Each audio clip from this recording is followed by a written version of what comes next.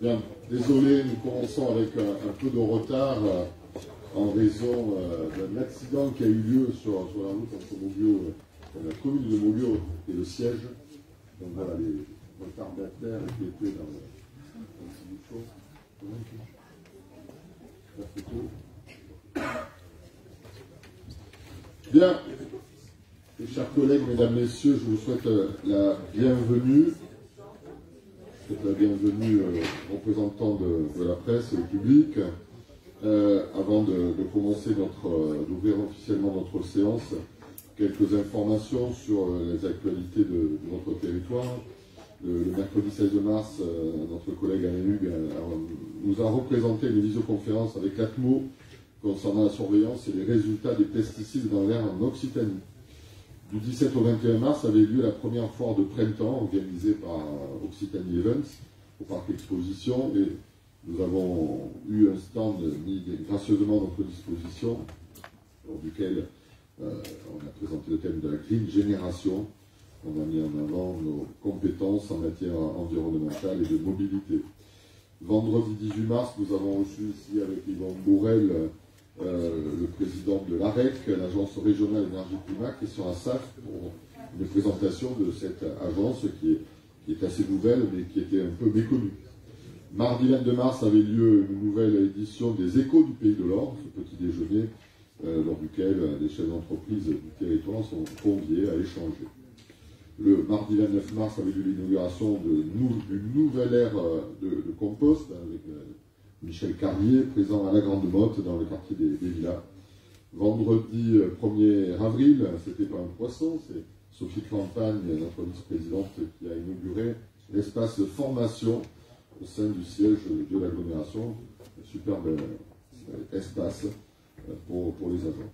Le mardi 5 avril, avec Yvon Bourrel, nous avons représenté l'agglomération au Festival de la French Tech, au Pasino de la Grande Motte, une manifestation exceptionnelle, surprenante, de plus de 800 start-upers, dont la licorne montpelliéraine Swile, le milliardaire, un jeune garçon luxubéant qui a particulièrement réussi. Mais c'était une très belle manifestation qui s'est déroulée chez nous, à la French Tech Méditerranée, et vous voyez tout à l'heure notre renouvellement de notre adhésion à cette French Tech, qui est vraiment un rassemblement de jeunes start-up.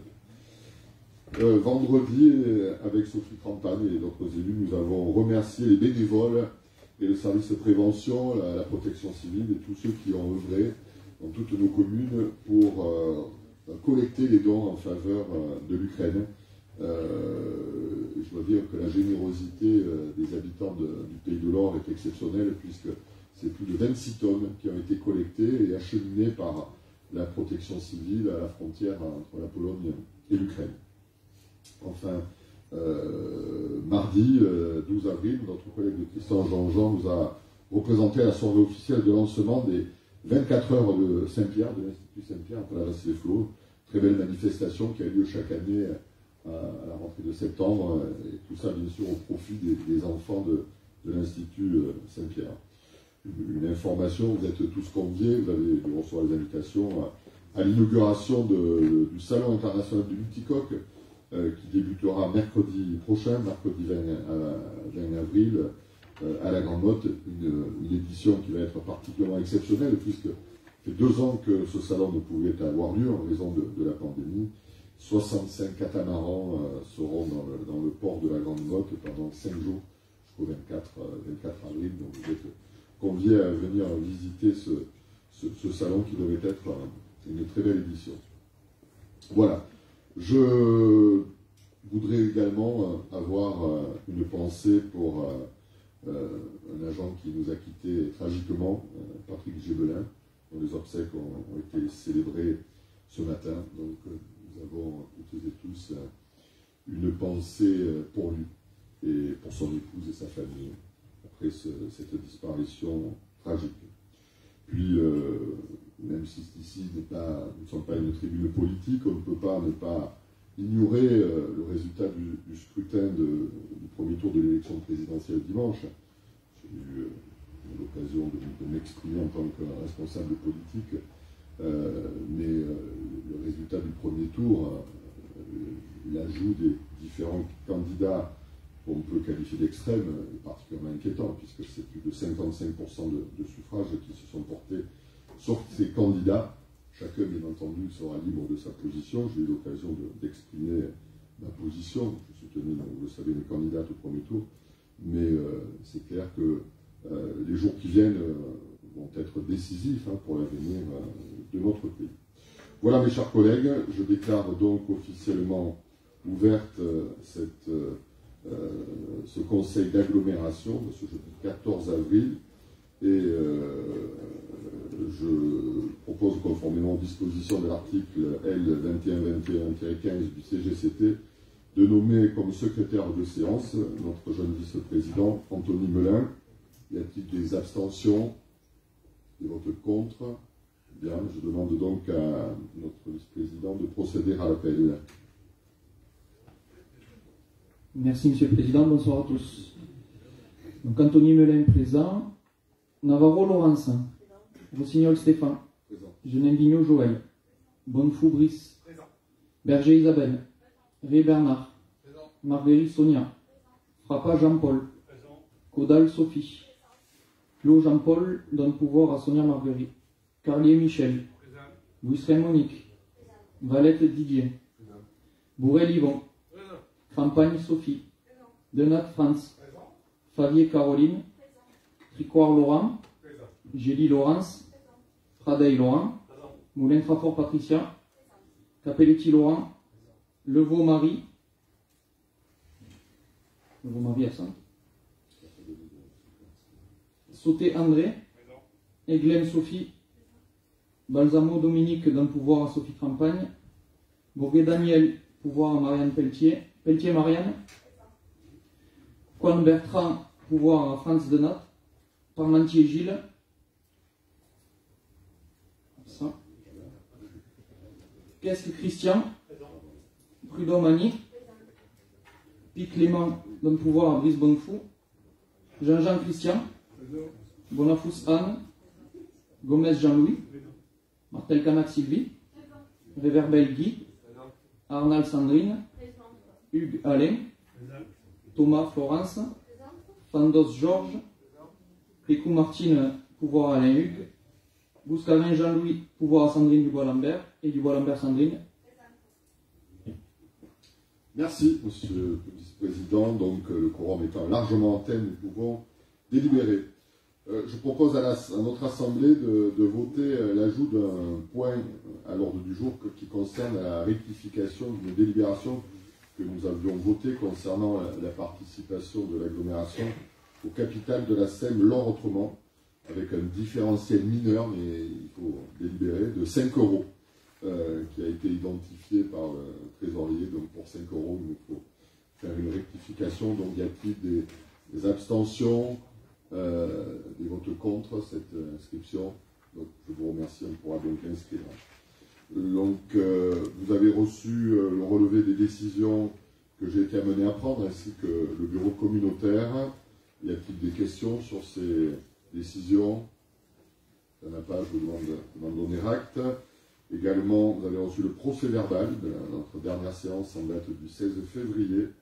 J'ai reçu une observation de M. Coine, Bertrand Coine, concernant une erreur dans le procès verbal. On avait confondu l'ADEME, DEM, avec l'ADEME.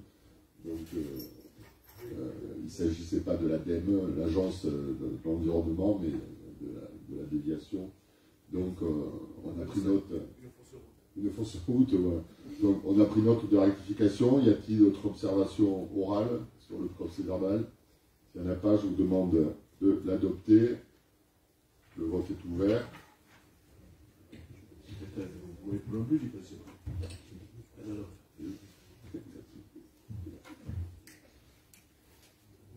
Le vote est clos, donc unanimité, je vous en remercie. L'ordre du jour de notre conseil comporte 33 points, on y arrive, et je vous propose donc, dans ces premiers points, qui vont concerner les modifications intervenues à la suite des élections municipales à Mudaison, et je salue notre nouveau collègue le maire de Mudaison, Juan Ortega, présent dans l'Assemblée. Donc, premier rapport, il s'agit de la composition de ce conseil d'agglomération et l'installation de nouveaux membres. En juin 2019, le conseil d'agglomération a proposé de déterminer le nombre et la répartition des sièges du conseil communautaire sur la base d'un accord local portant le nombre de conseillers communautaires à 46. Conformément aux résultats proclamés des élections municipales et communautaires de Mudaison, 3 nouveaux élus communautaires sont installés et sont appelés à siéger au conseil d'agglomération du Pays de l'Or pour la durée du mandat. Suite à la démission de M. Jean Ortega, par courrier en date du jeudi 24 mars 2022, M. Quesque Christian est appelé à siéger au conseil d'agglomération. Donc, les représentants de la commune de Mudaison sont dorénavant Christian Quesque, Annie Prudhomme, Philippe Piclément. Je déclare donc M. Christian Quesque installé dans ses nouvelles fonctions et je salue notre nouveau collègue ici présent qu'on peut applaudir.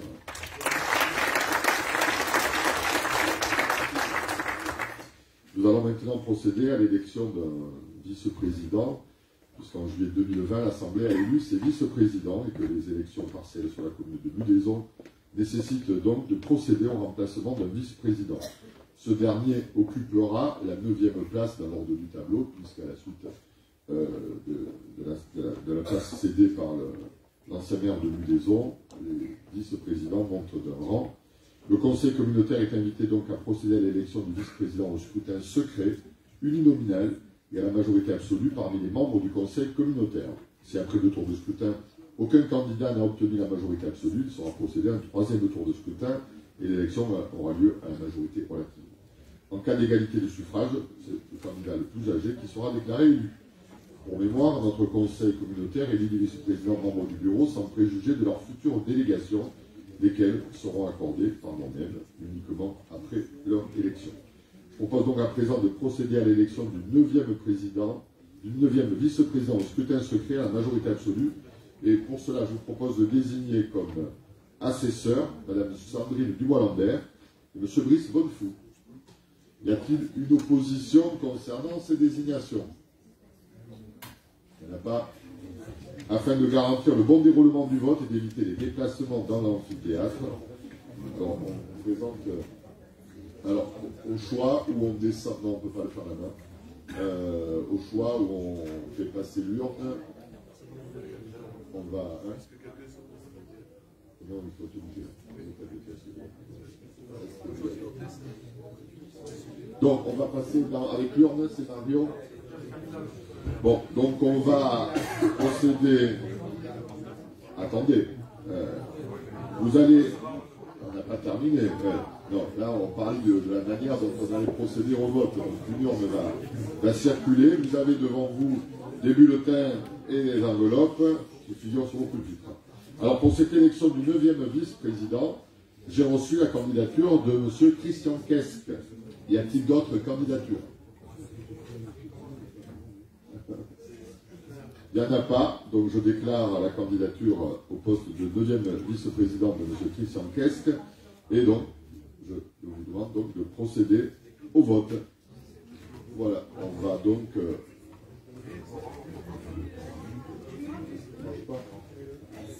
Salut le bulletin.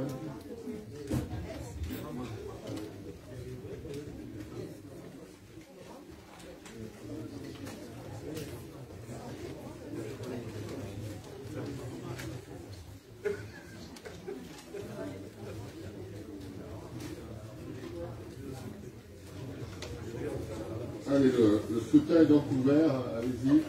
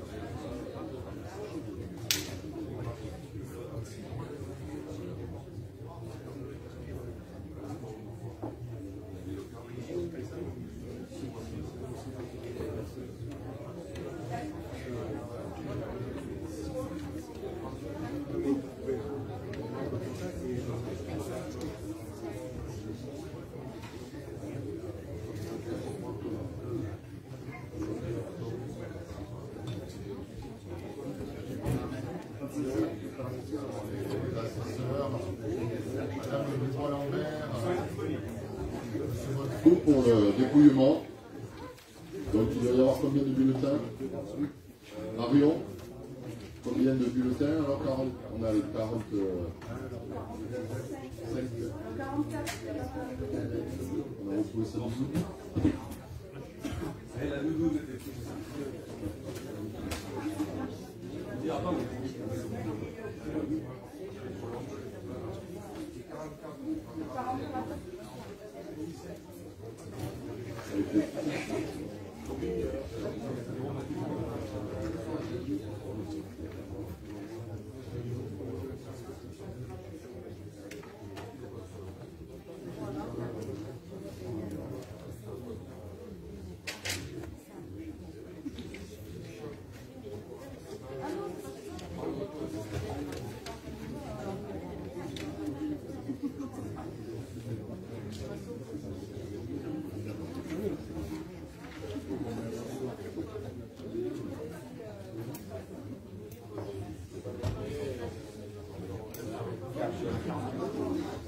C'est bien ça.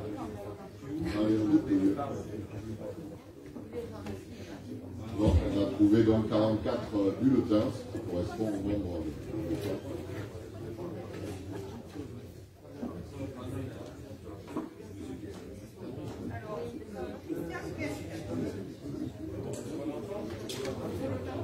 S'il vous plaît, mes chers collègues.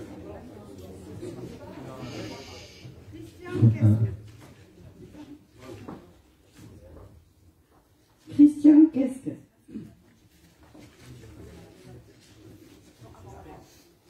Christian Quesque. Christian Christian, qu'est-ce que? Christian, qu'est-ce que? Christian, qu'est-ce que?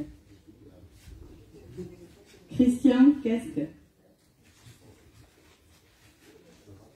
Christian, qu'est-ce que? Qu'est-ce que Christian?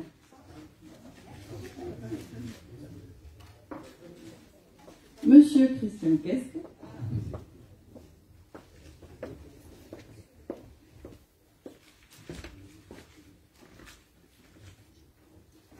Monsieur, qu'est-ce que? Monsieur, qu'est-ce que? Qu'est-ce que Christian?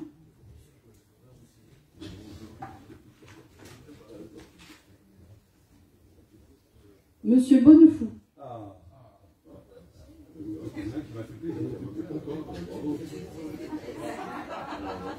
Christian, qu'est-ce que? En plus, c'est mon genre. Moi qui donne le temps aux autres.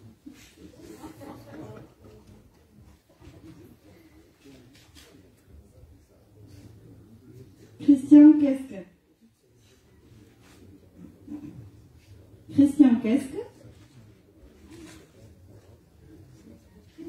Christian, qu'est-ce que? Christian, qu'est-ce que? Christian, qu'est-ce que?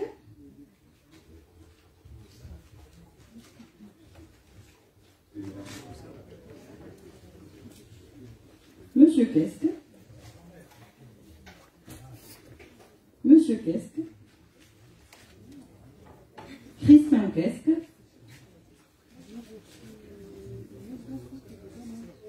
Christian, qu'est-ce que?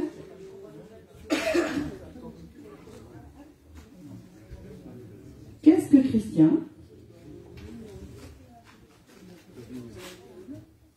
Christian, qu'est-ce que?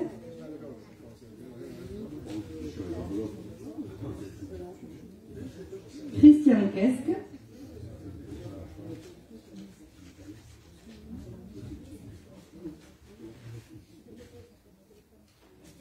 Christian, qu'est-ce que?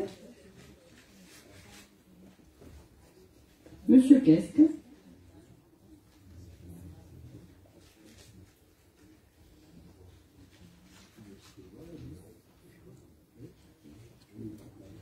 Christian, qu'est-ce que?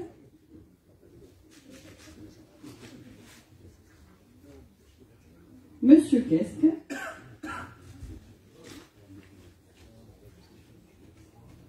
Christian, qu'est-ce que? Ok. Ok. Christian, qu'est-ce que? Monsieur, qu'est-ce que?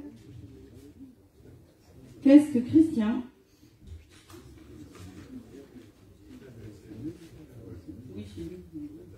Christian, qu'est-ce que? Christian, qu'est-ce que? Christian, qu'est-ce que? Christian, qu'est-ce que? Christian, qu'est-ce que? Un blanc. Monsieur, qu'est-ce que?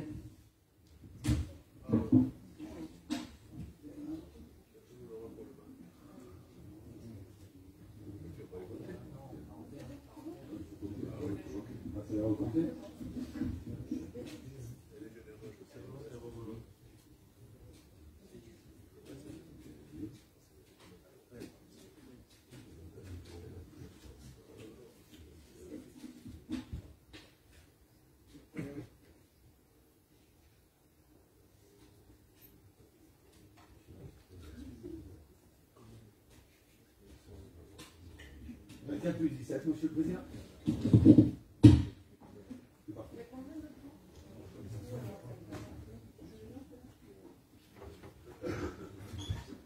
Voilà, je vais donc proclamer les résultats. Nombre de bulletins trouvés dans l'urne, 44. Bulletins blancs ou nuls, 3. Nombre de suffrages exprimés, 41, majorité absolue 23, et a obtenu, ce Christian Quesque, 41 voix.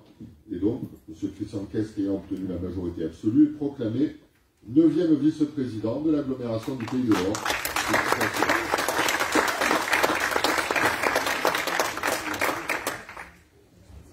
Alors, il prendra, alors on me dit que la technique n'a pas prévu le principe du vote. Il faut. On peut relancer les inscriptions, mais c'est bon.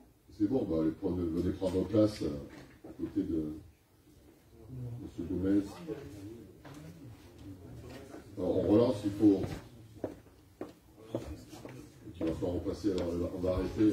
Vous, c'est bon, je pense. On attend, hein? Vous, à la tribune, je pense que c'est bon. Vous, à la tribune, c'est bon? Bon, c'est que là.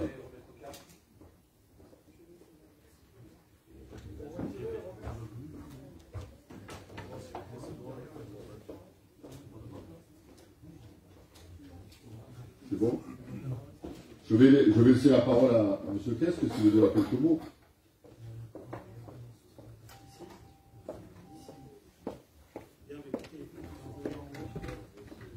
Il faut qu'il soit en rouge. Voilà, parfait. Merci. Bah, écoutez, je vais être très rapide. D'abord, je voulais remercier la personne qui a voté pour M. Bonnefou, ce qui nous a évité d'avoir une élection à la soviétique. Hein, au moins, c'est parfait pour moi. Bon, simplement, je vais remercier les élections de Mulaison, les électeurs de Mulaison, parce que sans eux, la liste à laquelle je participais, nous n'aurions pas été portés à la mairie. Je remercie évidemment M. Juan Ortega, le maire, de Mulaison, en qui j'ai pleine confiance pour la mise en œuvre de notre projet que nous avons présenté à la commune de Mulaison. Je voudrais vous remercier désormais, chers collègues, pour cette élection. Et puis, je voudrais avoir un mot et un remerciement pour le premier vice-président, le président. J'ai assisté au dernier conseil d'agglomération et je voudrais vous remercier pour ce que j'ai entendu, pour les valeurs que je vous ai senti défendre, les valeurs de l'intérêt général, qui sont les valeurs que j'ai défendues durant de très très longues années au service du service public de l'éducation, puisque vous le savez peut-être, moi j'étais de longue date un chef d'établissement scolaire et proviseur, et l'intérêt général a toujours été mon moteur. Voilà, et je vous remercie de l'avoir porté ici très haut, ces valeurs, notamment durant le dernier conseil. Merci beaucoup. Merci, monsieur le vice-président. Bienvenue. Alors, nous poursuivons dans le renouvellement maintenant des commissions, avec la constitution et l'élection des membres de ces commissions. En juillet 2020, notre Assemblée a acté la création de 8 commissions thématiques composées de 14 conseillers communautaires élus par notre Assemblée, animées chacune par une ou un vice-président délégué. Pour mémoire, le pacte de gouvernance a ouvert les commissions à 5 élus municipaux des petites communes sur désignation de leur maire. Suite aux élections municipales et communautaires de Mulaison, il convient d'élire les nouveaux conseillers communautaires appelés à siéger au sein des différentes commissions. Et il est précisé que conformément aux accords de gouvernance, les commissions sont composées de manière à permettre l'expression des minorités municipales qui disposent, le cas échéant, de sièges. La recomposition des commissions tient compte de ce principe.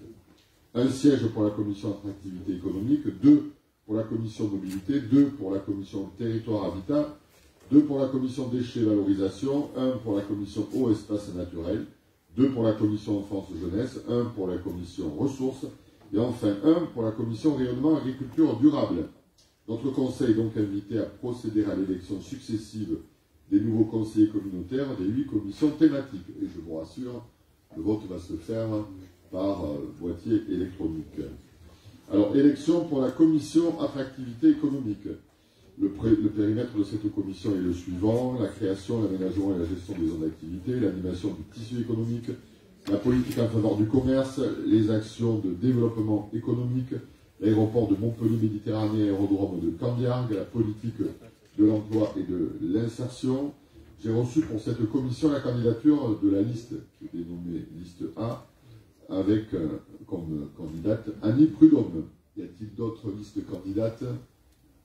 Si on n'a pas, je déclare donc la candidature de la liste ainsi dénommée A. Alors pour le vote, je vous propose d'utiliser le boîtier numérique. La touche verte correspond à la liste A et la touche jaune, la touche verte, oui, yes, et la touche jaune abstain pour vous abstenir.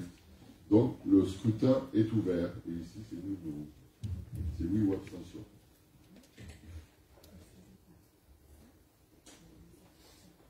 Il y a 2 non-votants pour l'instant. Voilà. Le vote est clos. Donc 44 oui. Donc la liste A, composée de Madame Annie Prudhomme, est déclarée donc membre de la commission attractivité économique. Élection pour la commission eau espace naturel qui a comme périmètre la production et l'adduction d'eau potable, l'assainissement collectif non collectif, la gestion des poteaux incendies, la protection et la mise en valeur des espaces naturels sensibles et remarquables, les actions conduites dans le cadre des syndicats mixtes, la gestion des milieux aquatiques et la prévention des inondations, la gestion des eaux pluviales urbaines. Donc pour cette commission, j'ai reçu la candidature de la liste dénommée A avec M. Christian Quesque. Y a-t-il d'autres candidatures? Il n'y en a pas, donc pour le vote, c'est la touche verte yes si vous votez pour la liste et abstain, la liste jaune pour vous abstenir. Le vote est ouvert. Le vote est clos, c'est l'unanimité. Donc, M. Christian Quesque est déclaré membre de la commission eau espace naturel. Commission rayonnement agriculture durable, dans le périmètre de l'agriculture, les actions, l'action et les politiques de développement durable, les traditions taurines et l'identité, le tourisme des terres, la relation avec le conseil de développement et le projet de territoire. J'ai reçu comme candidature à la liste dénommée A avec M. Christian Quesque, le type d'autres candidatures. S'il n'y en a pas, je procède de la même manière. Le scrutin est ouvert.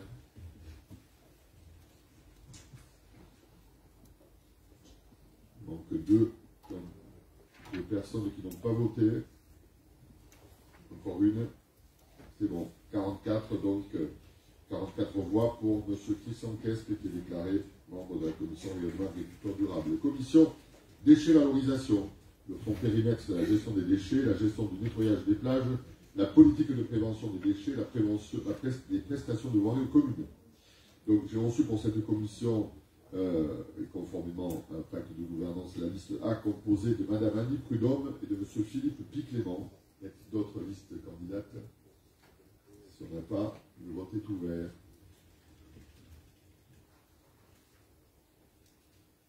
Le vote est clos. 44 voix pour cette liste.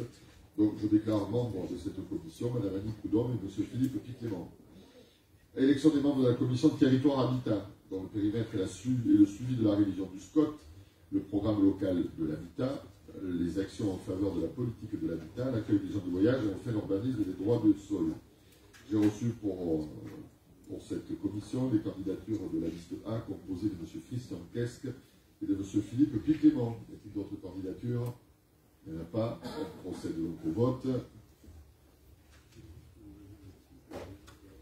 44 voix pour cette liste, donc je proclame M. Christian Quesque et M. Philippe Piclément membres de cette commission territoire habitat. Commission enfance et jeunesse, périmètre, c'est l'établissement d'accueil pour les jeunes enfants, les relais d'assistante maternelle, le service accueil régulier familier, l'accueil des loisirs sans hébergement, l'accueil de loisirs périscolaires, la politique en faveur de la jeunesse et la restauration collective, les équipements sportifs et la politique de la ville et la prévention de la délinquance à travers le CISPD. J'ai reçu pour cette commission la liste, les candidats de la liste A, composée de Mme Annie Prudhomme et M. Philippe Piclément. Y a-t-il d'autres candidatures? Il n'y en a pas. Le scrutin est ouvert. Le scrutin est clos. 44 voix pour cette liste. Donc je déclare Mme Annie Prudhomme et M. Philippe Piclément membres de la commission enfance-jeunesse. Commission ressources. Périmètre, c'est les finances et la prospective financière, les ressources humaines, la prévention des risques professionnels, les travaux d'accessibilité, les systèmes d'information, la commande publique. J'ai reçu comme candidature pour la liste A Mme Annie Prudhomme. Y a-t-il d'autres candidats? Il n'y en a pas. Le scrutin est donc ouvert. Le scrutin est clos. 44 voix pour la liste A. Mme Annie Prudhomme est donc déclarée membre de la commission ressources. Commission mobilité. Le périmètre, c'est les transports publics, les voyageurs, les transports adaptés, la voirie communautaire et les mobilités actives. J'ai reçu comme candidature pour la liste A Mme Annie Prudhomme et M. Philippe Piclément. D'autres candidatures? S'il n'y en a pas, le vote est ouvert. Le vote est clos. 44 voix pour la liste A, donc je déclare élus Mme Annie Prudhomme et M. Philippe Piclément, membres de la commission mobilité. Voilà pour les commissions. Nous passons maintenant à l'élection des nouveaux membres du conseil d'administration du CIAS. Notre Assemblée a élu en juillet 2020 ses 8 membres titulaires et 8 membres suppléants du Conseil communautaire appelé à siéger au CIS. Suite aux élections de Liaison, il convient d'élire un nouveau représentant titulaire et un nouveau représentant suppléant pour siéger à ce Conseil. Le Conseil d'agglomération est donc invité à élire un membre titulaire, un membre suppléant, appelé à siéger au CIS selon un scrutin de liste majoritaire à 2 tours. Alors, j'ai reçu pour cette commission la candidature de la liste A, composée comme suit, en titulaire M. Christian Quesque et en suppléant Mme Annie Prudhomme. Y a-t-il d'autres candidats? S'il n'y en a pas, je propose donc de procéder au vote. Le vote est ouvert. Le vote est clos. Donc la liste A est déclarée élue avec 44 voix, avec M. Christian Quesque titulaire et Mme Annie Prudhomme suppléant du CIS. Syndicat mixte entre Pic et Étang, le SMEP, désignation d'un représentant suppléant.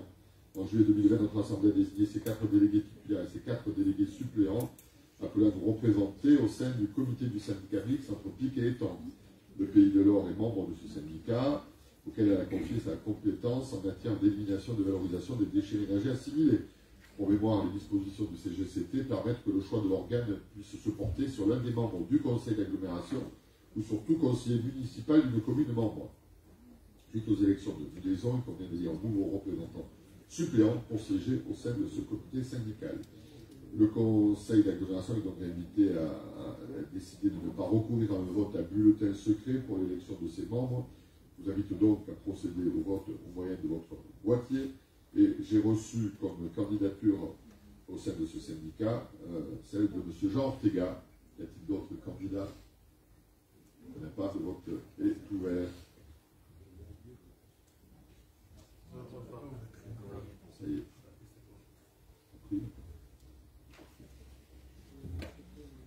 Il reste un non-votant. Quelqu'un n'a pas voté. C'est bon, voilà. 44 voix pour M. Jean Ortega, qui est donc désigné comme représentant suppléant au SMEP. Syndicat mixte du bassin de l'Or, Simbo, Madame la Présidente. Notre Assemblée en juillet 2020 a désigné ses 6 représentants titulaires et ses 6 suppléants pour siéger au sein du syndicat mixte du bassin de l'Or. Le CGCT permet que le choix de l'organe délibérant puisse se porter sur l'un des membres du conseil d'agglomération ou tout conseiller municipal d'une commune membre. Suite aux élections municipales de Liaison, il convient d'élire un nouveau représentant titulaire et un nouveau représentant suppléant. Donc, je propose de ne pas recourir à un vote à bulletin secret, de procéder au vote au moyen de votre boîtier. J'ai reçu comme candidature à ce syndicat celle de Mme Marie-Josée Schreiber comme représentante titulaire et comme représentant suppléant, M. Jean Ortega. Y a-t-il d'autres candidats? S'il n'y en a pas, on procède au vote. Le vote est ouvert.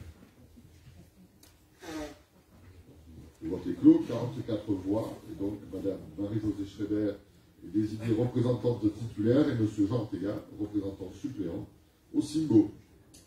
SPL L'Or Aménagement, désignation de 2 représentants pour siéger à ce conseil d'administration et l'Assemblée générale.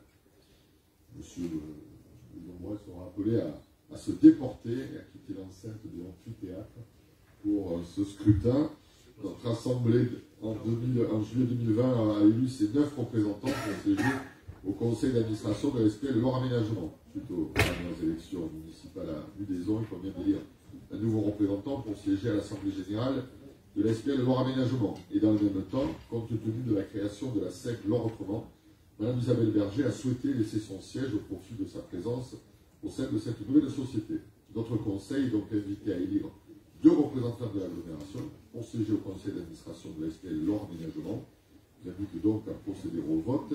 Pour ce conseil d'administration, j'ai reçu les candidatures de la liste des nommés A, composée de Mme Annie Prudhomme et de M. Bernard Rey. Y a-t-il d'autres candidatures? S'il n'y en a pas, le scrutin est ouvert.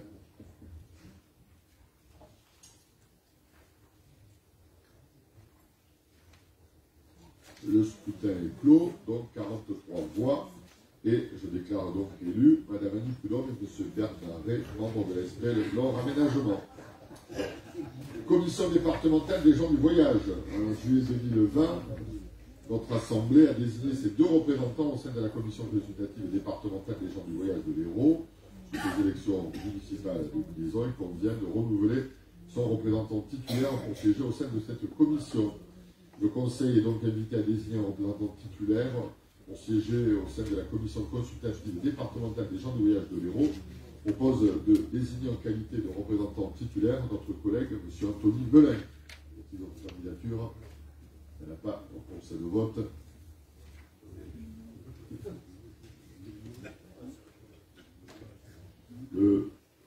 Il reste 4 non-votants, s'il vous plaît. Regardez si vous avez voté. Voilà, 44 voix, donc M. Anthony Belin, le vice-président, est élu représentant titulaire à cette commission. Comité régional de l'habitat. En juillet 2020, notre Assemblée a désigné son représentant au comité régional de l'habitat. Pour mémoire, le Conseil régional de l'habitat est chargé de procéder aux concertations permettant de mieux répondre aux besoins en matière d'habitat et de favoriser la cohérence des politiques locales. Le CRH est consulté sur les politiques et les actions en matière d'habitat des collectivités et sur les projets de programmes locaux de l'habitat, les PLH. Les membres du CRH sont répartis en 3 collèges, des collectivités, des professionnels et d'organisations d'usagers. Au titre du premier collège, l'agglomération est représentée par le président ou son représentant. Suite aux élections municipales de liaison, l'Assemblée est invitée à renouveler son représentant pour siéger au sein de ce comité régional. Donc, le Conseil est invité à désigner le président et le cas échéant son représentant pour siéger au sein du CRH. Je propose de désigner comme représentant monsieur le vice-président Anthony Belin. Y a-t-il d'autres candidatures? Si on n'a pas, invité à voter.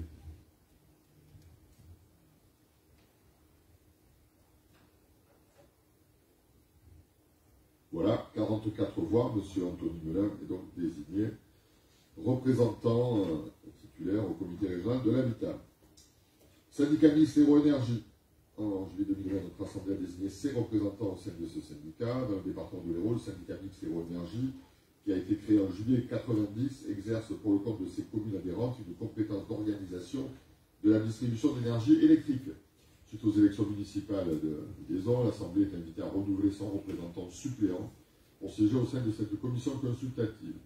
Je vous invite, si vous voulez bien, ne pas recourir dans le vote à bulletin secret, de procéder à l'élection au moyen du boîtier et de désigner donc un représentant suppléant au sein de cette commission. Et je vous propose la candidature de notre collègue Anthony Belin. Y a-t-il d'autres candidatures?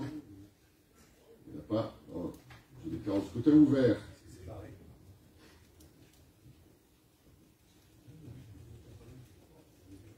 Il reste un non-votant. Voilà. 44 voix, donc Anthony Belin est donc désigné pour nous représenter au sein du syndicat mixte Hérault-Énergie. L'établissement public foncier d'Occitanie, l'EPF, par délibération en date du 24 juillet 2020, notre Assemblée a désigné ses représentants au sein du conseil d'administration de l'EPF. Pour mémoire, l'établissement public foncier met en place des stratégies foncières afin de mobiliser du foncier et de favoriser le développement durable et la lutte contre l'étalement urbain. Suite aux élections municipales et communautaires de liaison, l'Assemblée est invitée à renouveler son représentant titulaire pour siéger au sein du conseil d'administration de l'EPF Occitanie. Je propose donc de désigner un membre titulaire qui siégera au sein de ce conseil et je propose la candidature de notre collègue Anthony Belin. Y a-t-il d'autres candidatures? Il n'y en a pas. Le scrutin est ouvert. Ça se fait, hein, ouais. Le scrutin est clos, 44 voix, donc notre collègue Anthony Belin est désigné au conseil d'administration de l'EPF Occitanie. L'Assemblée des territoires de la région Occitanie, par délibération en date du 16 décembre 2020, notre conseil a désigné ses représentants au sein de l'Assemblée des territoires de la région Occitanie. Pour le moment, cette assemblée est un dispositif démocratique territorial qui se veut être un espace de dialogue régional exercé au plus près des territoires. La commission permanente de cette assemblée est composée de 158 membres élus titulaires et 158 membres suppléants n'exerçant pas un mandat régional. Suite aux élections municipales et communautaires de liaison, l'agglomération a été invitée à désigner un nouvel élu titulaire pour y siéger sur la durée du mandat. Je propose la candidature de notre collègue Anthony Belin pour siéger en qualité de membre titulaire. Donc, d'autres candidatures, je vous invite donc à procéder au vote.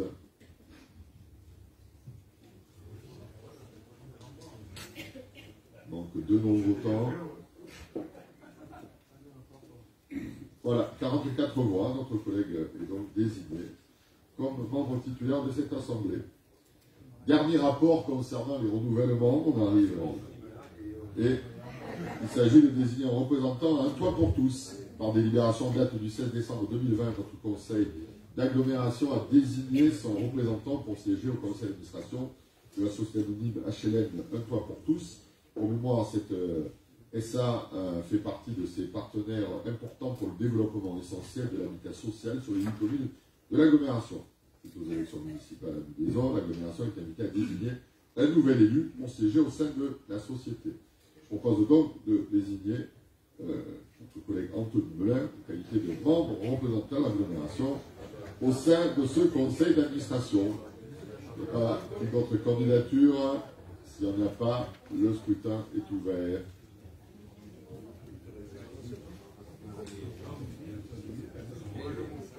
Le scrutin est clos. Voilà, 44 voix. Notre collègue est donc désigné comme représentant au sein de cette commission. Voilà, donc nous en avons terminé avec le renouvellement des membres des commissions et des organismes où nous siégeons. Alors tout cela pour dire que je vais, vous l'avez certainement compris, donner la délégation en tant que vice-président pour la commission territoire et habitat, aménagement du territoire et habitat, à notre collègue Anthony Melin, donc qui à partir de demain donc, sera en charge de cette délégation et que je vais donner comme délégation à notre nouveau collègue Christian Quesque, celle du CIAS, qui a assumé jusqu'à présent avec beaucoup de talent Anthony Melin. Donc Christian Quesque sera le nouveau vice-président délégué du Centre intercommunal d'action sociale. Voilà, je vais les féliciter tous les deux.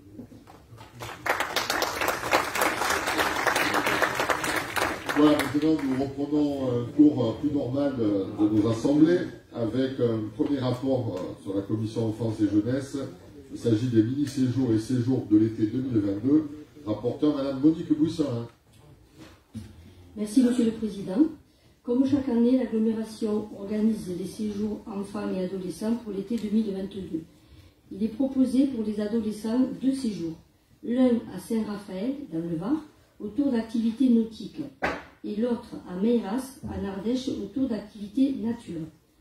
Pour les enfants, 3 séjours sont proposés au Puy du Fou, en Vendée, en Ardèche, dans un château autour d'activités nature, et un à Pradel, dans le Var, autour d'activités nautiques. Sont également organisés des mini-séjours sur le jardin des Cigales à Valergue et un séjour itinérant sous tente sur le littoral. Donc le conseil d'agglomération est invité à valider l'organisation des séjours, approuver les tarifs des séjours ainsi présentés à l'annexe, autoriser le président ou le vice-président délégué à signer toute pièce à intervenir dans cette affaire. Merci Madame Bouissarin. Je vous invite à valider ces mini-séjours et séjours. Le vote est ouvert.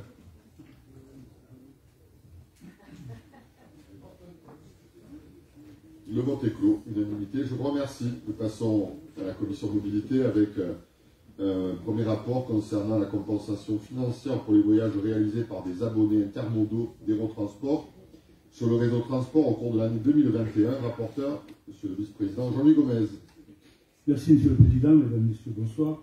Dans le cadre de la gamme tarifaire proposée par Aérotransport, 2 profils d'usagers peuvent emprunter le réseau transport sans surcoût. Les voyageurs munis d'un abonnement commercial d'Aérotransport avec option intermodale et les élèves détenteurs d'un abonnement scolaire libre circulation. Les recettes des titres intermodaux sont perçues par Aérotransport à ce titre. Et pour permettre à ces usagers d'emprunter le réseau transport, Aérotransport indemnise l'agglomération. Ainsi, la compensation au titre de la perte de recettes pour l'agglomération s'élève à 22 235,40 € pour 24 706 voyages intermodaux. Le conseil d'agglomération est invité à approuver la compensation financière entre Aérotransport et Pays de l'Or agglomération pour le transport des voyages intermodaux enregistrés au cours de l'année 2021 et d'autoriser le président ou le vice-président délégué à signer tout document se rapportant à cette affaire. Merci. Merci, Monsieur le vice-président. Donc, je vous invite à valider cette compensation. Le scrutin est ouvert.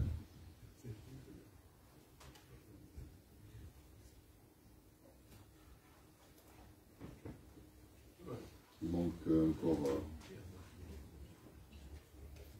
il y a 2 non-votants pour l'instant qui n'a pas voté. Voilà, 44 voix, unanimité, je vous remercie. Rapport suivant, c'est la proposition d'un abonnement de transport aux entreprises sur le réseau transport et mobilité. Rapporteur, Madame Laurence Navarro. Merci, Monsieur le Président. En 2016, l'agglomération a élaboré un plan global des déplacements, PGD, dont l'une des actions est d'inciter les entreprises à développer des plans de mobilité, PDM. Il apparaît en effet important de stimuler sur les zones d'activité de nouveaux comportements de mobilité. Le rôle de l'agglomération dans la démarche PDM des entreprises est d'inciter et d'accompagner les entreprises à élaborer un tel plan. Une convention pourrait matérialiser cet élan agglomération-entreprise en faveur des modes de déplacement doux et d'un nouvel usage des modes de déplacement polluants, comme le covoiturage. Dans ce cadre, l'agglomération pourrait proposer une réduction de 10% sur l'abonnement annuel sur le réseau transport et mobilité, soit une réduction de 20 €.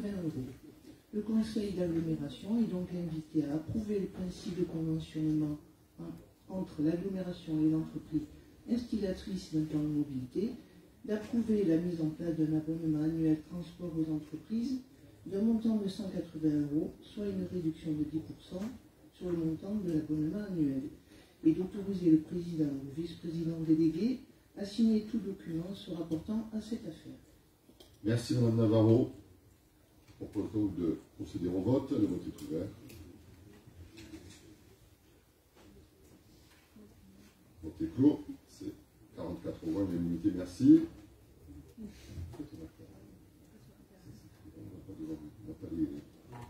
On n'a pas le contrôle.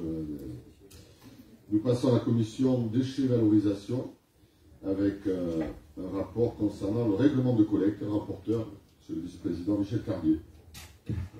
Merci, Monsieur le Président. L'agglomération, en qualité d'autorité compétente et organisatrice de la collecte des déchets ménagers assimilés, doit définir les conditions d'application du service public à disposition de ses usagers. Il s'agit de mettre en place un règlement de collecte. Je ne vais donc pas relire l'intégralité du rapport, ni du règlement. En revanche, je vais quand même relever quelques points importants à retenir. Le règlement de collecte est une obligation réglementaire dans son adoption et dans les éléments minimums à présenter. Il doit être révisé à minima tous les 6 ans. Il a été élaboré en lien avec les communes, puis présenté en commission. Il est proposé au Conseil pour adoption et sera applicable après arrêté du Président. Le règlement reprend l'organisation actuelle sur toutes les étapes de gestion: prévention, conteneurisation, collecte, déchetterie, financement, et pour tous les usagers, particuliers et non ménages. Il va être amené à évoluer régulièrement avec l'aboutissement de divers projets en cours: études de rationalisation de la collecte, redevances spéciales, gestion des biodéchets. Le règlement va faire l'objet d'une publicité auprès des usagers, sera disponible sur le site de l'agglomération. Un guide de collecte, également obligatoire, très graphique et pédagogique, est en cours de réalisation. Il sera diffusé en mairie notamment. La démarche d'assermentation de 11 agents est en cours. Ils interviendront en lien avec les communes, d'abord à l'information, communication et éventuellement en répression seulement sur les points relatifs à la collecte des déchets. Et bien sûr, exclu de ce règlement l'exclusion des dépôts sauvages, par exemple. Donc, le conseil d'agglomération est invité à émettre un avis favorable sur le règlement de collecte des déchets ménagers assimilés ainsi que ses annexes, notamment le règlement intérieur des déchetteries et centres de valorisation, la convention de collecte de déchets sur le domaine privé entre l'agglomération et un particulier, un gestionnaire de résidence, la convention d'implantation et d'entretien et d'usage des colonnes d'apport volontaire et bacs de regroupement. Autoriser le président ou le vice-président délégué à signer toutes les pièces à intervenir dans cette affaire. Merci, Monsieur le Vice-président. Vous voyez, un règlement très complet. Des questions sur ce règlement. Donc, je propose d'adopter le règlement. Le scrutin est ouvert.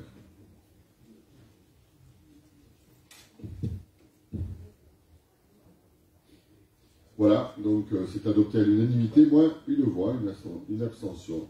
Donc, je vous remercie. Nous passons à la commission attractivité économique avec la demande de subvention 2022 pour le pli Est Hérolté. Et pour cela, le rapporteur, notre vice-président, M. Yvon Bourrel.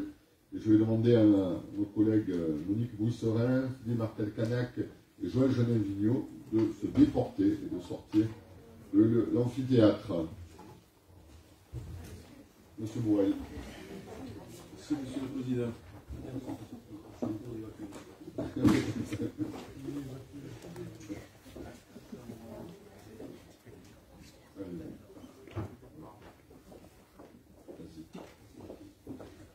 Voilà, donc il s'agit de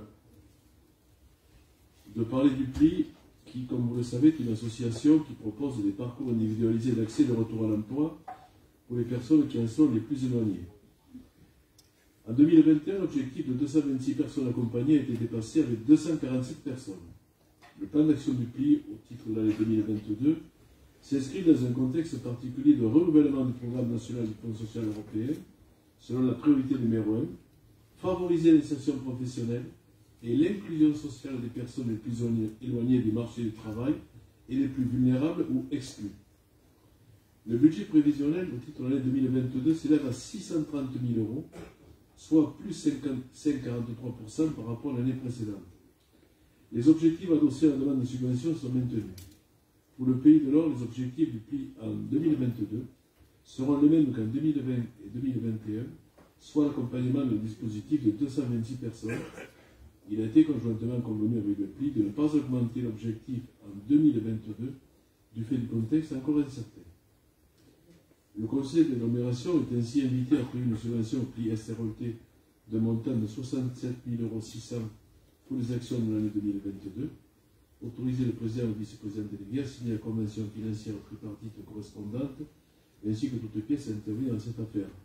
Je précise que nous avions déjà, au cours de l'année 2021, abordé ce sujet en fixant des objectifs et, disons, en délivrant une subvention à la hauteur de ces objectifs, et non pas dans le cadre d'une subvention d'équilibre qui n'était pas la manière de faire de la collectivité.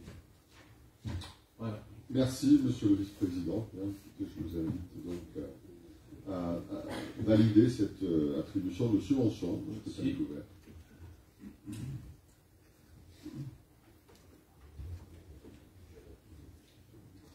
Le scrutin est clos, donc unanimité, 41 voix, puisque nos trois collègues sont sortis. On peut les faire rentrer. Rapport suivant, il s'agit de l'adhésion 2022 à l'association Franche-Tech Méditerranée. Et pour cela, je vais inviter notre vice-président Yvon Bourrel à se déporter à nouveau. 88, c'est pour eux. Rapporteur, Madame Sandrine Dubois-Lambert.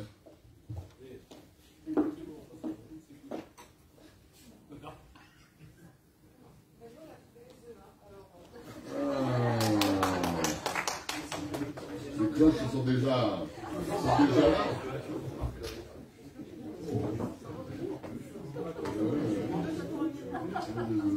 Bravo. Madame Sandrine Dubois-Lambert. Merci, Monsieur le Président.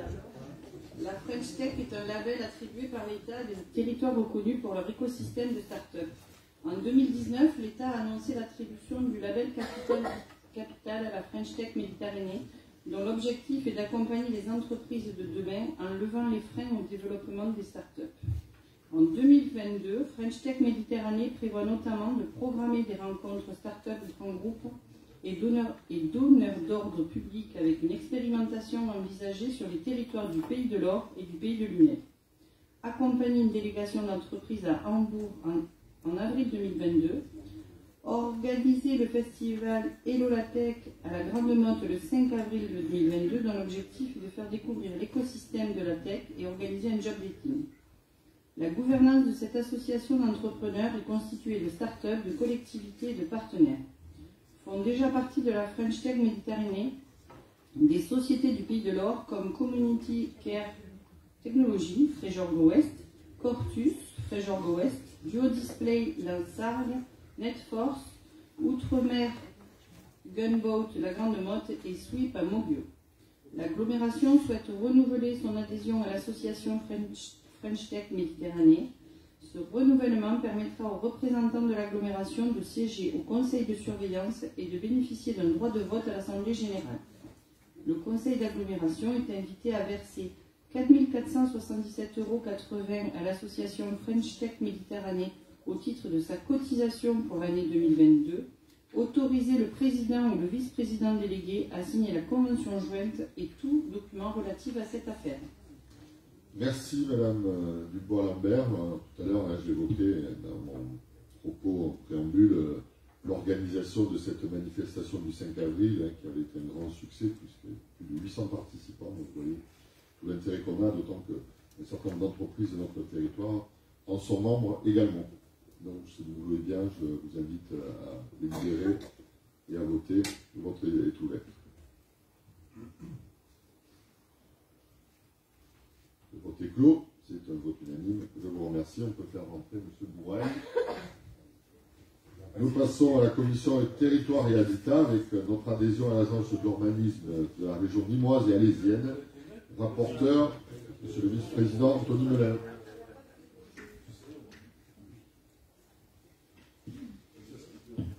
Bien, merci Monsieur le Président. Créée en 1989, l'agence d'urbanisme est un outil d'ingénierie mutualisé qui a pour vocation d'assister les collectivités locales et l'État dans la réflexion en matière d'urbanisme et de développement territorial. L'agence d'urbanisme, région nîmoise et alésienne, va permettre à l'agglomération de s'inscrire dans une logique de partenariat territorial, suivre les évolutions urbaines et développer l'observation territoriale à une échelle plus large que le Pays de l'Or et mobiliser de l'ingénierie technique. Le montant de la participation financière est basé sur une cotisation d'un montant de 5 220 € et d'une subvention complémentaire en fonction des missions spécifiques confiées. Afin de participer collectivement à l'élaboration du prochain SRADET et à la mise en place de la territorialisation du zéro artificialisation net, l'adhésion à l'agence d'urbanisme paraît être intéressante. De ce fait, le conseil d'agglomération est invité à approuver l'adhésion à l'agence d'urbanisme région nîmoise et alésienne et à autoriser le président ou le vice-président délégué à signer tout document se rapportant à cette adhésion. Merci, Monsieur le vice-président. Donc voilà, vous avez contenu de ce rapport, donc je vous invite à valider cette adhésion. Le scrutin est ouvert. Le scrutin est clos. Unanimité. Je vous remercie. Délibération suivante, il s'agit du prêt à 0% de Pays de l'Or Aglo et le bilan 2021 et la modification de son règlement dans le cadre de l'accession à la propriété. Rapporteur, Madame Sylvie Martel-Canac. Merci, Monsieur le Président. En avril 2019, l'agglomération a mis en place un dispositif d'aide financière en faveur de l'accession à la propriété abordable sous forme de prêt bonifié dénommé le prêt zéro POA. Au cours de l'année 2021, il a été constaté que seulement 3 futurs propriétaires répondant aux critères définis pour l'obtention du prêt ont déposé leur demande et ont reçu un avis favorable de l'agglomération. Compte tenu du nombre de dossiers très faibles qui ont pu être acceptés en 2021, il est proposé de revoir d'une part le plafond du montant des projets. Vous avez donc les nouveaux plafonds dans le tableau qui est joint et d'autre part l'augmentation du coût de la construction et le critère d'éligibilité d'attache territoriale semblant trop restrictif, de les revoir et donc cela nécessite de revoir le règlement pour qu'on ait plus de propriétaires qui puissent bénéficier de ce prêt.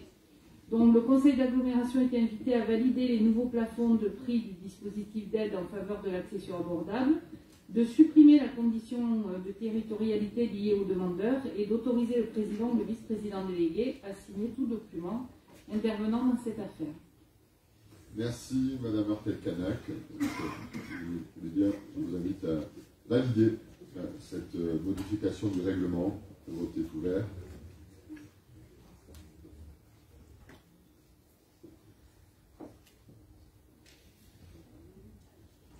Il reste encore un souci.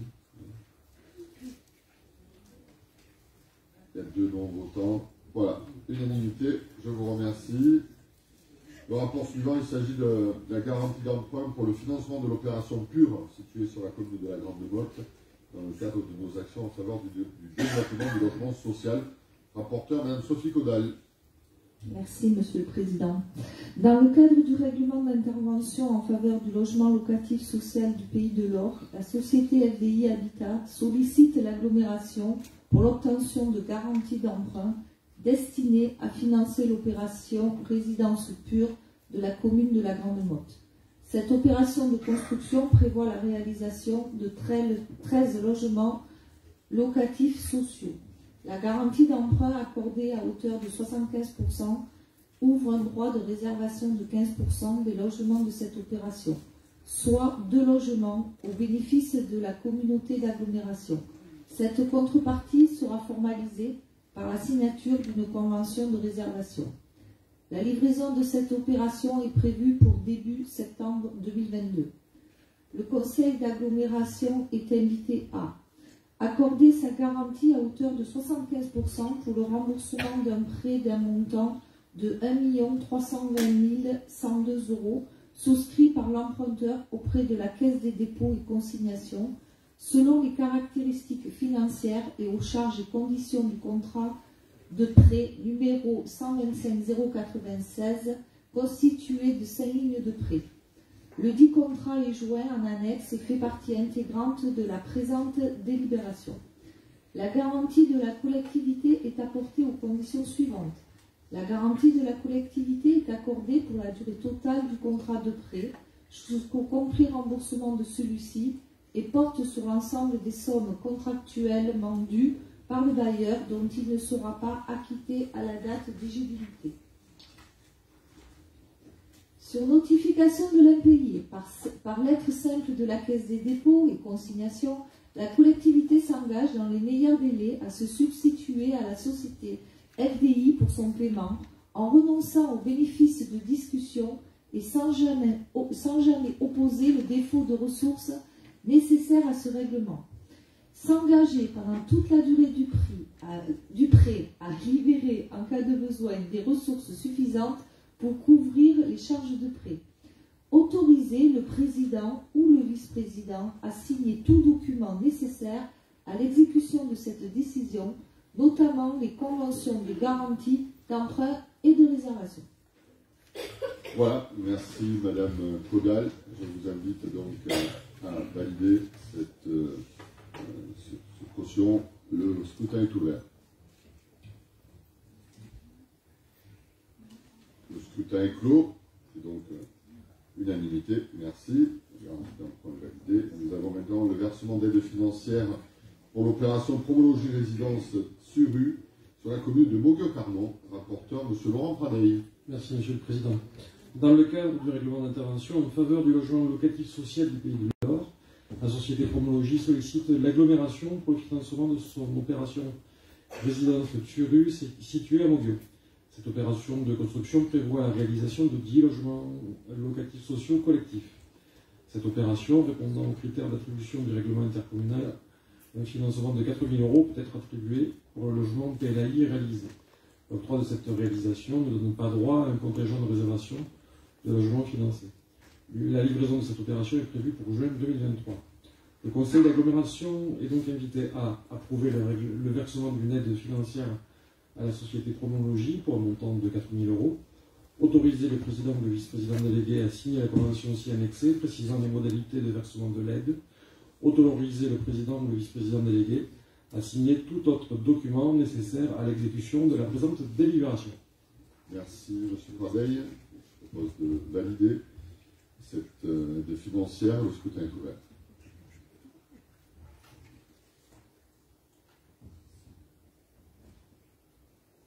Un non-votant qui n'a pas voté. Voilà, unanimité. Je vous remercie. Nous passons à la commission eau, espace naturel avec un premier rapport. Cela concerne les baux à clause environnementale sur les zones de captage. Rapporteur, M. le vice-président Christian Jean-Jean. Merci, Président. Au titre de sa compétence potable, l'agglomération porte une action foncière ambitieuse dans le cadre de son programme de reconquête de la qualité de l'eau souterraine.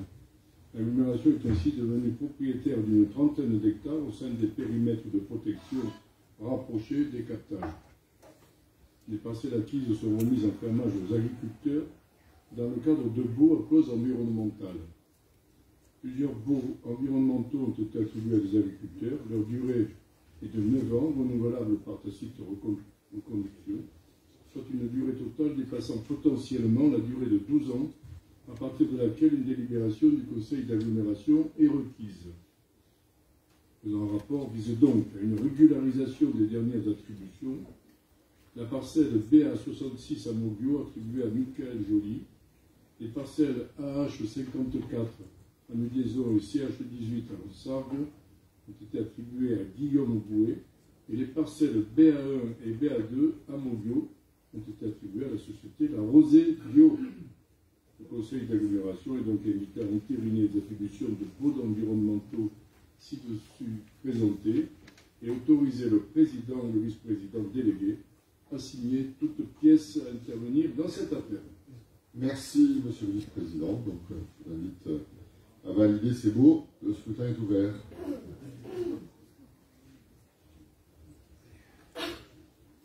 Le scrutin est clos. C'est un vote unanime. Je vous remercie. Le rapport suivant, il s'agit du règlement du service et la majoration de la redevance dans le cadre de l'assainissement. Rapporteur, madame Florence Thomas. Merci, monsieur le président. L'agglomération est confrontée à des non-conformités de raccordement au réseau public de collecte des eaux usées. Au terme du délai de régularisation, le propriétaire concerné peut être notamment soumis à une majoration de redevance assainissement suivant les dispositions du Code de la santé publique.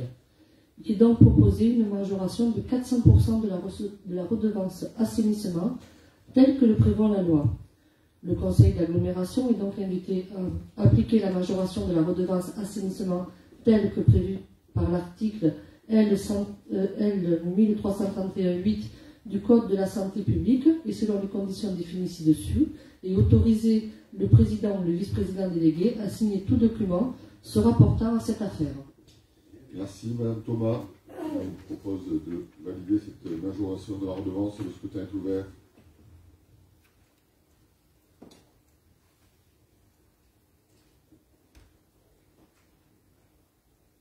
Il reste un non-votant. Qui n'a pas voté? Non. Quelqu'un qui ne veut pas voter? Voilà. Unanimité, je vous remercie. Je passe à la commission ressources avec le vote de la fiscalité 2022 pour la CFE et les impôts ménages, fixation des taux 2022. Rapporteur, madame Sophie Campagne, madame la vice-présidente. Merci, monsieur le président. L'agglomération doit fixer pour l'année 2022 le taux de cotisation foncière des entreprises ainsi que les taux de fiscalité sur les ménages, à savoir la taxe foncière sur les propriétés bâties et la taxe foncière sur les propriétés non bâties. Pour 2022, conformément aux hypothèses évoquées lors du débat d'orientation budgétaire et reprises dans le budget primitif 2022, il est proposé de ne pas faire évoluer les taux de fiscalité en 2022.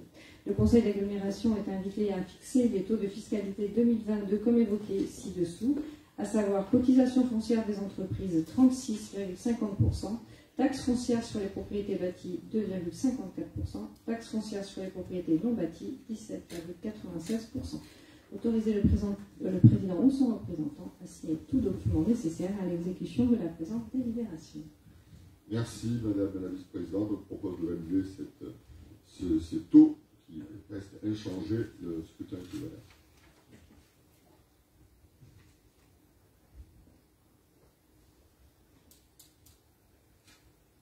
Toujours un non-votant. Qui n'a pas voté? Quelqu'un qui n'a pas voté pour l'instant. Ben, tant pis. Donc 43 voix pour, donc adopter l'unanimité des votants. Rapport suivant, il s'agit de la fixation du taux 2022 de la TOM, la taxe d'enlèvement des ordures ménagères. Rapporteur, monsieur le vice-président Michel Carlier. Merci, monsieur le président.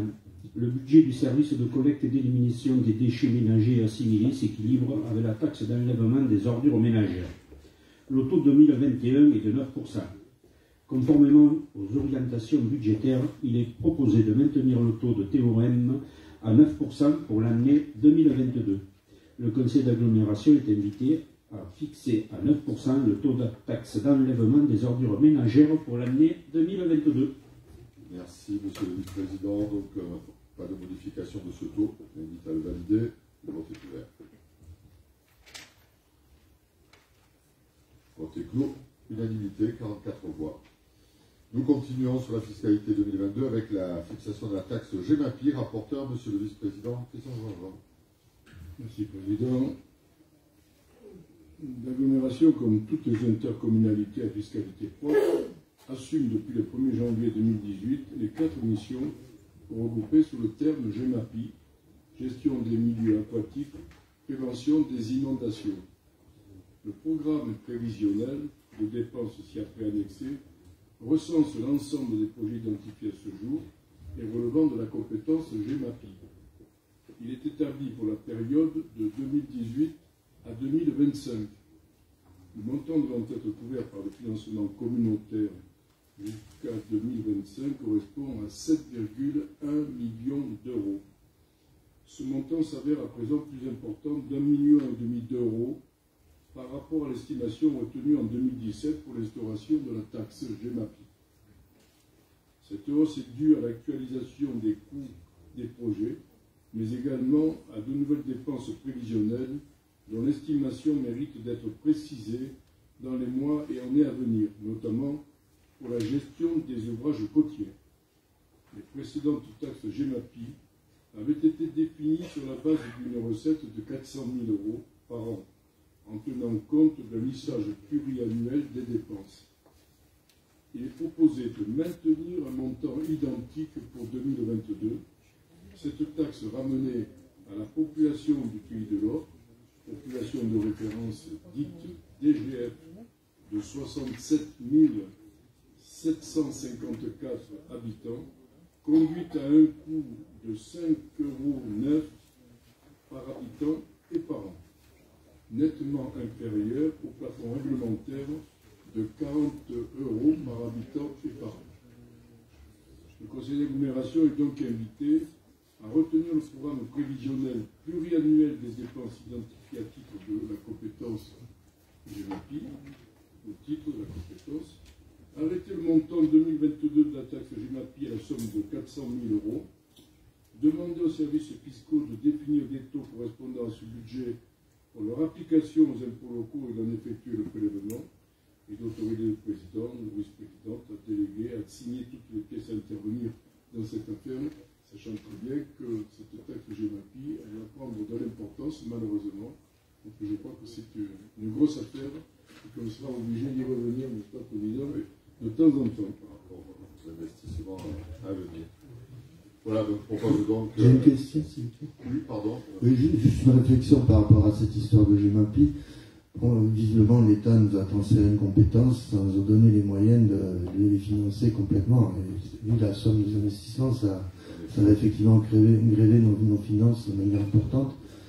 Et je pense que ça doit susciter chez nous quelques réflexions. Je pense qu'à l'avenir, quand il y a des opérations importantes qui sont menées sur le plan immobilier, il serait souhaitable que les opérateurs privés prévoient dans le plan de masse de leurs équipements, quand ils sont exposés à des risques d'inondation, que les digues de protection, les infrastructures de protection soient inclus dans les plans de masse. Sinon, ça veut dire que, quelque part, on privatise des profits et on socialise des risques. C'est-à-dire que c'est pas normal que ce soit la collectivité dans son ensemble qui paye le fait que certaines personnes ont pu acheter des terrains moins chers parce que l'inondable est potentiellement en partie inondable, et que ce soit en fait un transfert de charges du privé vers le public avec des personnes qui ne sont pas impliquées dans l'opération. Donc c'est plus normal que ce soit les opérateurs privés et les acheteurs de terrains ou de maisons qui financent ces infrastructures-là quand les projets seront dans des zones à exposition de risque, en sachant très bien que ces zones à exposition de risque vont être plus importantes que dans le passé, que les PPRI doivent être revus compte tenu des évolutions du climat qui, d'après tous les spécialistes, font que les zones exposées à des risques d'inondation vont être beaucoup plus importantes que ce qu'on a pu définir dans le passé. Voilà. Donc c'était une réflexion par rapport à l'assainissement de nos finances à venir. Comme M. Jean-Jean l'a souligné, justement, ça va représenter une grosse somme, mais il faut se préserver. Merci. Pour dire que nous protégeons nous assurons des ouvrages qui sont déjà construits pour la plupart. Et donc, nous ferons des ouvrages reconstruits, c'est vrai, par la suite, mais le littoral, notre littoral, il est bien bâti. Et donc, par conséquent, je pense que c'est une bonne idée, mais ça ne suffira pas. Hein. Même si on le fait, ça ne suffira pas. faire appel à votre bon cœur, monsieur Dame. Merci, monsieur le vice-président. Je propose donc de valider ce texte. Le scrutin est ouvert. Le scrutin est clos. C'est un vote unanime. Je vous remercie. Nous passons maintenant à la participation de notre communauté d'agglomération au fonctionnement du syndicat mixte Hérault-Transport au titre de l'année 2022. Rapporteur, monsieur le vice-président Jean-Louis Gomez.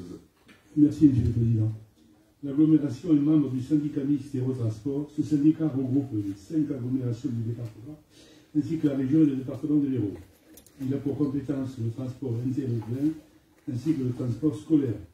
Il est financé par les recettes des usagers, le versement de transport additionnel et les contributions des collectivités adhérentes. Pour l'exercice 2022, le montant de la contribution de la communauté d'agglomération du Pays de l'Or au fonctionnement du syndicat mixte s'élève à 203 152 € TTC, soit 200 152 hors taxes. Le conseil d'agglomération est invité à verser au syndicat mixte des transports en commun de l'Hérault au titre de l'année 2022 une subvention complément de prix de 20 000 € hors taxes, soit 22 000 € TTC, de verser au syndicat mixte des transports en commun de l'Hérault au titre de l'année 2022 une subvention d'équilibre de 188 152 hors taxes, ce chiffre n'est pas assujetti à la TVA, et d'autoriser le président, c'est gentil de l'avoir reconnu, ou la vice-présidente déléguée à signer toute pièce intervenue dans cette affaire. Merci, monsieur le vice-président. Je vous invite à valider cette participation à ce syndicat au transport. Le scrutin est ouvert. Le scrutin est clos, 44 voix, donc unanimité.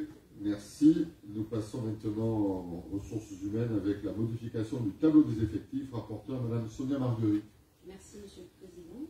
Lors de chaque conseil d'agglomération, vous est présenté le tableau des effectifs. Il représente la photographie de la liste des emplois et des grades occupés par les agents titulaires et contractuels sur emploi permanent au moment où il est présenté. Ce tableau apporte de la cohérence et de la lisibilité dans le suivi des emplois et plus globalement dans les organisations. Les différentes évolutions au sein des services nécessitent la création, la transformation et la suppression de certains emplois. Il est proposé la création de 4 postes et la suppression simultanée de 4 postes. Le comité technique a émis un avis favorable. Le tableau des effectifs est joint en annexe. Le conseil d'agglomération est invité à modifier le tableau des effectifs conformément aux dispositions citées ci-dessus. Merci madame Marguerite. Je vous invite à valider cette modification du tableau des effectifs. Le scrutin est ouvert.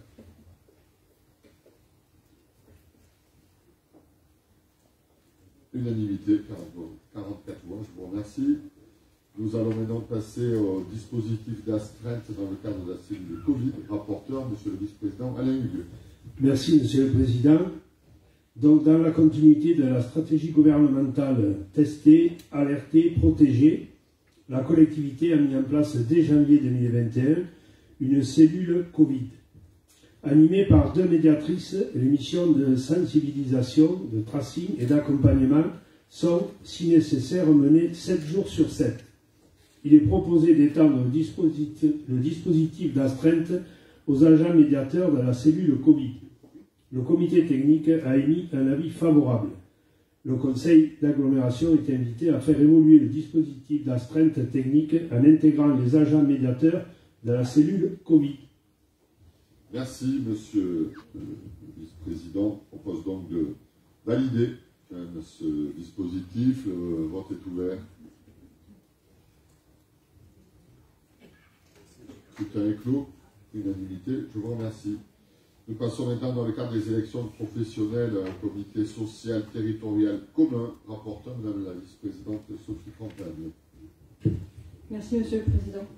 L'agglomération doit mettre en place un comité social territorial, nouvelle instance unique issue de la fusion des comités techniques et des comités d'hygiène, de sécurité et des conditions de travail. Ce comité sera mis en place à l'issue du prochain renouvellement général des instances, programmé le 8 décembre 2022. L'agglomération et son SIAS saisissent l'opportunité laissée par le législateur d'instituer des comités sociaux territoriaux communs. Il est donc proposé la création d'un CST commun entre l'agglomération et le Centre intercommunal d'action sociale du Pays de l'Or. Le comité technique a émis un avis favorable. Ainsi, le conseil d'agglomération est invité à acter de la création d'un comité social territorial commun entre l'agglomération et le SIAS, d'autoriser le président ou à signer toute pièce à intervenir dans cette affaire. Merci Madame la Vice-Présidente. Donc je vous invite à valider ce comité social nouveau qui va être mis en place. Le scrutin est ouvert.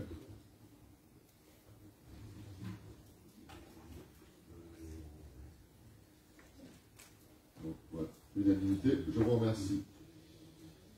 Rapport suivant, il s'agit de l'opération Solidarité Ukraine. Depuis l'annonce du conflit en Ukraine, le Pays de l'Or, je le disais tout à l'heure, s'est immédiatement engagé dans l'élan de solidarité internationale qui s'est mis en place. L'Association des maires de France a d'ailleurs appelé les collectivités à participer à la solidarité nationale. Sensible au drame humain que ce conflit engendre, notre agglomération apporte son soutien et sa solidarité au peuple ukrainien en récoltant des dons, en hébergeant des ressortissants, en facilitant leur accueil, en participant financièrement à l'effort solidaire. Aujourd'hui, il est proposé de poursuivre le soutien aux victimes de la guerre en Ukraine de la manière suivante. Par la mise en place exceptionnelle d'un dispositif d'exonération des ressortissants ukrainiens hébergés sur notre territoire pour toutes les activités de service public, c'est-à-dire la restauration collective, l'accueil de loisirs périscolaires et les transports. De réaliser un don d'un montant de 15 000 € au Fonds d'action extérieure des collectivités territoriales, le FACECO, mis en place par le Quai d'Orsay, le ministère des Affaires étrangères. Notre conseil d'agglomération est donc invité à soutenir les victimes de la guerre en Ukraine comme suit, par une exonération exceptionnelle de toutes les activités de service public au profit des ressortissants ukrainiens hébergés sur le territoire, et par un don d'un montant de 15 000 € auprès du FACECO, et d'autoriser le vice-président délégué à signer tout document relatif à l'exécution de la présente délibération.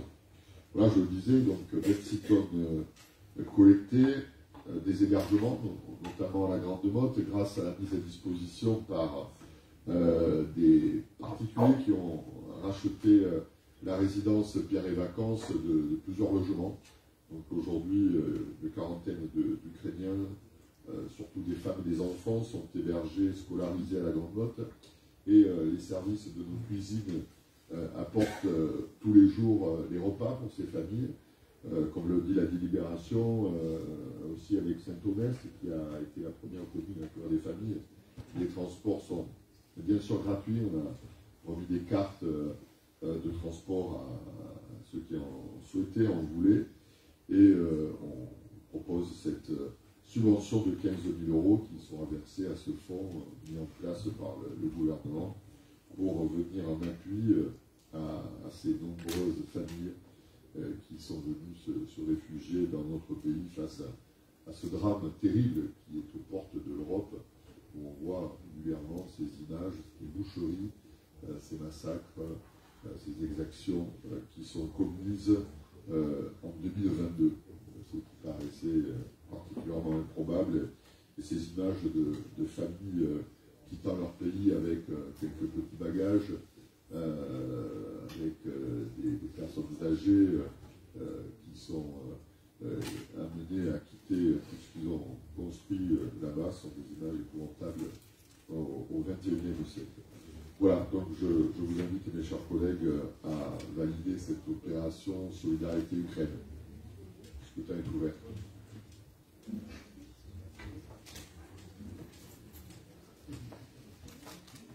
Merci, l'unanimité. Enfin, dernier rapport, c'est le rapport complémentaire qu'on vous a distribué, qui est la délibération rectificative à la délibération du 16 février 2022 concernant notre participation au capital de la Sèvres-Loire-Autrement. Le 16 février dernier, notre Assemblée a approuvé sa participation à la Sèvres-Loire-Autrement, et notamment le besoin de capital s'élevant à 2 252 000 divisé en 150 000 actions à 15 € de valeur nominale. Or, il résulte de ce tableau une erreur matérielle attachée à un arrondi de calcul au niveau du capital souscrit par l'agglomération d'une part et la Caisse des dépôts et consignations d'autre part, considérant le nombre de parts sociales revenant à chacune d'entre elles.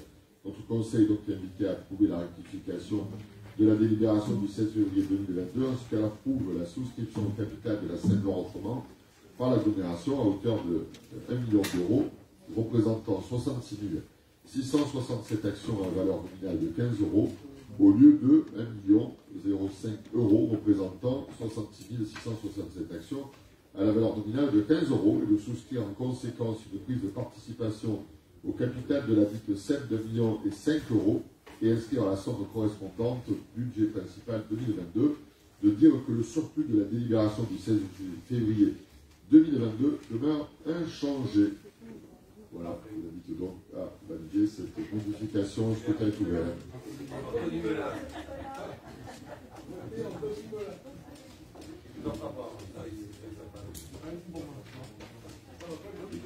Il reste encore 7 personnes qui n'ont pas voté.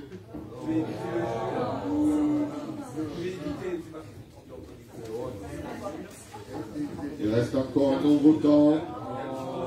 Voilà, unanimité, je vous remercie. Y a-t-il des questions diverses, mes chers collègues? Oui. Oui, voilà, je vais faire une petite intervention que je ne peux pas ne pas faire. Et je précise que je parle en mon nom propre et pas au nom de l'Alternative citoyenne. Donc, notre président a commencé son intervention sur les élections en précisant que nous ne faisions pas de politique au conseil d'agglomération. Ayant été choqué par la statistique qu'il a utilisée, et n'ayant pas le courage de prendre la parole devant vous tous, je suis allée lui parler pendant notre premier vote. Bon, c'était une mauvaise idée, c'est pourquoi je me décide à prendre la parole maintenant. Donc je suis très simple, ce que je veux dire, je veux juste faire remarquer que placer la liste de l'Union populaire, son candidat Jean-Luc Mélenchon, dans les extrêmes, et donc mettre dans le même sac des listes d'extrême droite et une liste que j'appelle moi de gauche de rupture, c'est une prise de position politique. Alors bien sûr, M. Rossignol a le droit de le penser, il a le droit de le dire, mais je considère que s'il veut respecter la neutralité politique de notre Assemblée, il ne peut pas le faire en tant que président de cette Assemblée. Voilà, je tenais à le dire à tous. Vous n'êtes pas obligé de partager mon point de vue, mais moi je le partage. Voilà. Bien, écoutez, voilà, je suis désolé de vous avoir blessé. Non, vous ne m'avez pas blessé, mais vous dites souvent, excusez-moi. Comme je l'ai dit, j'ai pas. Non, vous n'avez pas. N'est pas une tribune politique en effet, mais je ne pouvais pas non plus. Et là, c'était pas le président, c'était Stéphane Rossignol lui-même. Et j'ai eu l'occasion de dire qu'en tant que responsable politique, je m'étais exprimé à l'extérieur de cette assemblée. Mais voilà, je me suis exprimé pour dire ce que je pensais, pour moi, ce que je qualifiais, comme vous le disiez, d'extrême. Mais bien sûr, je comprends que vous... Je veux juste dire, je ne demande pas d'adhérer à la France Insoumise, je veux juste dire que c'est une position politique de le dire. Et juste, j'en profite pour dire que, juste, quand vous dites qu'on ne fait pas de politique, donc on ne fait généralement pas de politique de ce type, hein, politicienne bien sûr, et moi je me garde de le faire, je suis encartée à la France Insoumise nulle part, mais forcément qu'il y a des choix politiques derrière nos prises de décision. Donc, tout dépend de ce qu'on met derrière la politique, on le voit dans les commissions, quand on se demande s'il faut passer en régie pour l'eau ou pas, c'est pas que des décisions financières, voilà. Je vous remercie de m'avoir laissé la parole. Moi, je vous en prie. Y a-t-il d'autres interventions? Oui. Sur Vervel. Oui, merci, Monsieur le Président. J'ai bien écouté au début, et quand vous avez parlé de tout ceci, vous l'avez parlé avant d'ouvrir la séance. C'est tout. Donc avant d'ouvrir la séance, je le comprenais comme M. Rossignol qui ouvert la gamme notre point.